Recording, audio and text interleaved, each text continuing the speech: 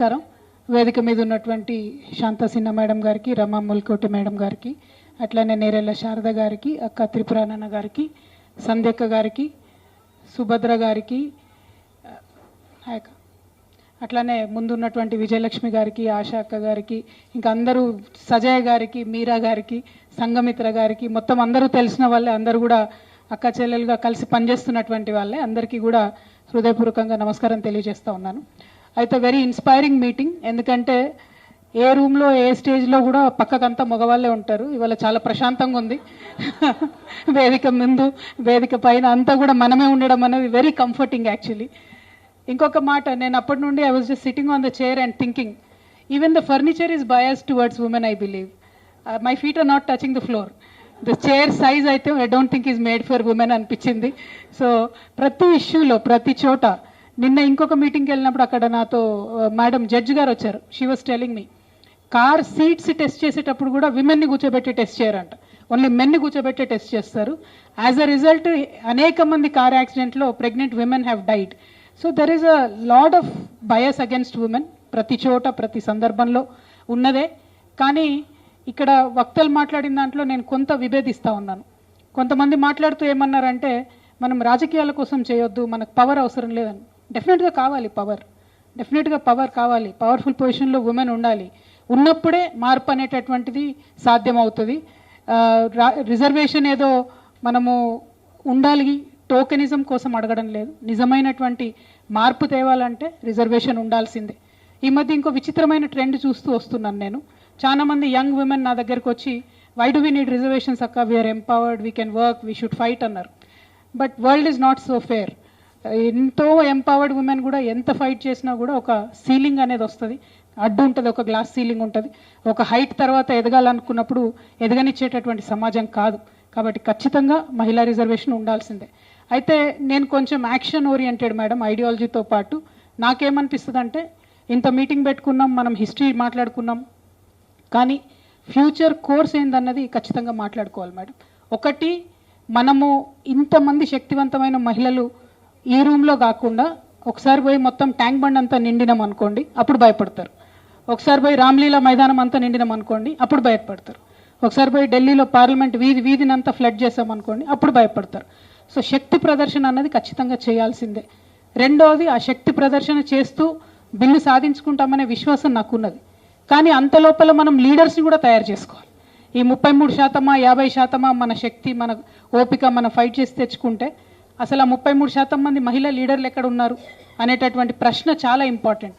నేను ఇవాళ ఒక పొలిటికల్ పార్టీ పెట్టి మహిళలకు అవకాశం ఇద్దాము, వెతుకుదాము, ముందుకు తీసుకొని వద్దాము అనుకుంటే సరిగ్గా మాట్లాడడం కూడా నేర్పించుకొని తర్వాత టికెట్ ఇచ్చేటటువంటి పరిస్థితి ఉన్నది ఇప్పుడున్నటువంటి పరిస్థితులు కూడా. సో దానికోసం ఒక స్పెషల్ డ్రైవే పెట్టాలి మేడం. లీడర్షిప్ క్లాసెస్ కానీ, మహిళలు లీడర్షిప్ ఎదగాలి అనేటటువంటి విషయంలో కూడా మనందరం కూడా కలిసి ఆలోచన చేయాలని చెప్పి నేను మనస్ఫూర్తిగా కోరుతా ఉన్నాను. ఎఫర్ట్ అందరం చేసినాము బిల్లు కోసం, ప్రతి ఒక్కరం. మేము కూడా ఒక ఎఫర్ట్ చేసినాము 22-23లో. పర్టికులర్గా 29 స్టేట్స్లో ఉన్నటువంటి విమెన్ రిప్రజెంటేటివ్స్ని అందరినీ తీసుకొని వాళ్ళని కలిసి వాళ్ళతో పాటు జంతర్ మంతర్లో ధర్నా చేసినాం. బట్ ధర్నా చేయడంతో ఆపలేదు.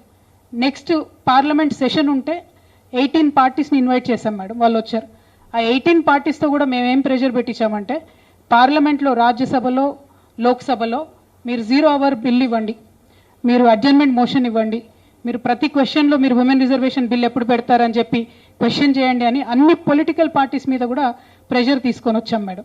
అట్లా తేవడం వల్ల ఏమైందంటే, all the 18 parties who attended our dharna, వాళ్ళు ఫాలో అప్ యాక్షన్ ఏంటంటే ఆ సెషన్ మొత్తం కూడా వాళ్ళు క్వశ్చన్ చేస్తూ వచ్చినారు. యాజ్ అ రిజల్ట్ గవర్నమెంట్ మీద ప్రెషర్ వచ్చింది. అదే టైంలో ఇక్కడ నుండి కేసీఆర్ గారు, అక్కడ నుండి సోనియా గాంధీ మేడం గారు ఉత్తరాలు రాశారు మోడీ గారికి, మీరు బిల్లు ఇవ్వాలి అని చెప్పి. దాంతో బిల్ అనేటటువంటిది వచ్చింది. ఆ రోజే నేను చెప్పాను, ఈ బిల్లు వచ్చింది కానీ this is a post dated check. ఆ డేట్ ఎప్పుడో కూడా ఎవరికి తెలియదు. బిల్లు పెట్టారు. అండ్ ద డ్రామా అక్క చెప్పినట్టు ఎట్లా ఉండే అంటే, new parliament building has been started by passing the women reservation bill. But what is a use? It was a post dated cheque and it still remains so. So దాన్ని push చేయడానికి మాత్రం డెఫినెట్గా TRS party నుండి నేను మీ అందరితో పాటు, మీరు ఏ option తీసుకున్నా, ఏ మూమెంట్ తీసుకున్నా దాంట్లో కలిసి పనిచేయడానికి రెడీగా ఉన్నాము. పర్టికులర్లీ ఒక డ్రాఫ్ట్ తయారు చేసాం మేడం. అప్పుడు ఆ మూమెంట్ చేసేటప్పుడు ఒక కాన్ఫరెన్స్ పెట్టాం, ఇట్లానే కాలేజ్ పిల్లలందరూ వచ్చారు. I was so touched. ఒక పాప, చిన్న పాప లేసి అడిగింది నన్ను, 15-16 ఇయర్స్ కూడా ఉండవేమో.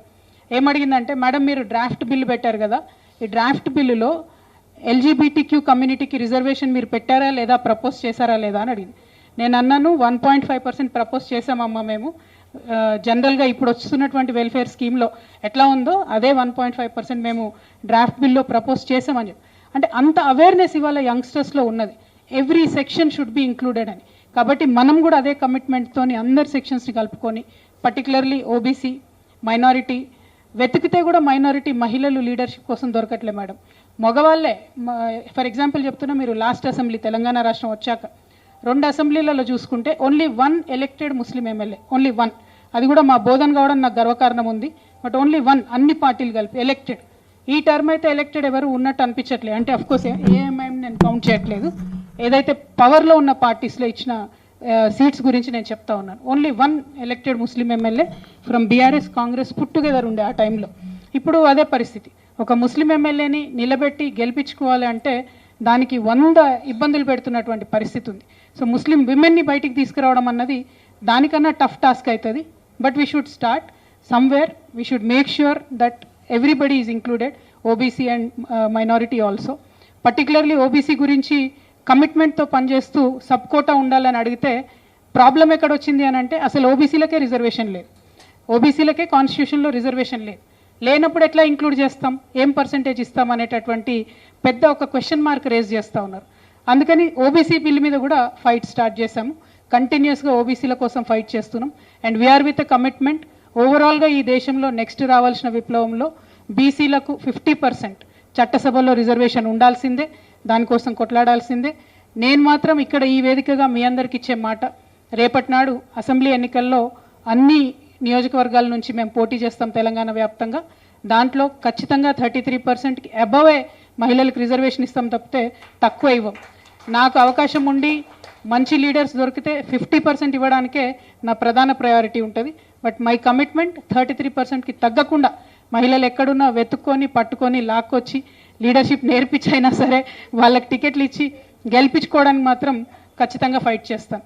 రమా మెల్కోటే మేడం ఒక మాట చెప్పారు, పొలిటికల్ పార్టీసే ఎవరికి వాళ్ళు 33% ఇస్తే బాగుంటుందని. ఒక చిన్న ప్రాబ్లం ఏమవుతుంది మేడం అంటే, సపోజ్ మా పార్టీ నుండి నేను ఒక దగ్గర ఒక విమెన్ని నిలబెడితే అక్కడ ఇంకో పార్టీ నుండి వాళ్ళు విమెన్ని నిలబెడతారన్న రూల్ లేదు. మేల్ని నిలబెడతారు, అన్ని రకాలుగా ఓడగొట్టే ప్రయత్నం చేస్తారు. సో సో అందరు కలిసి ఓడగొడతారు, ఇక్కడ వీళ్ళకేం పని అని. సో ప్రతి చోట ఏం జరుగుతుంది అంటే, ఆ 33% ఇచ్చినటువంటి పార్టీ లూజ్ అవుతుంది, మిగతా చోట్ల ఆ వచ్చే కొంతమంది విమెన్ కూడా రాకుండా అడ్డుకునే పరిస్థితి ఉంటుంది. అందుకే కాన్స్టిట్యూషనల్ డిజైనే కావాలి మ్యామ్. దీనికి సపరేట్ రిజర్వ్డ్ కాన్స్టిట్యున్సీసే ఉండాలి, లేదంటే పొలిటికల్